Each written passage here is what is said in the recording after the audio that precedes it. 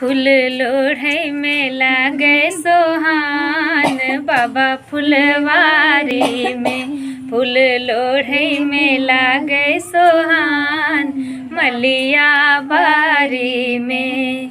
कथी में लोढ़ब है बेली चमेली, कथी में लोढ़ब गुलाब बाबा फुलवारी में। फूल लोढ़ई में लागे सोहान बाबा फुलवारी में। डाली में लोढ़ब है बेली चमेली, डाली में लोढ़ब है बेली चमेली।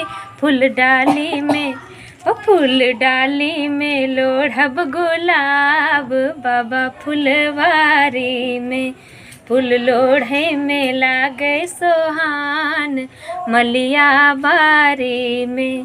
फूल छीटई में लागे सोहान अपने को बर घर में। जय मिथिला, जय मैथिली।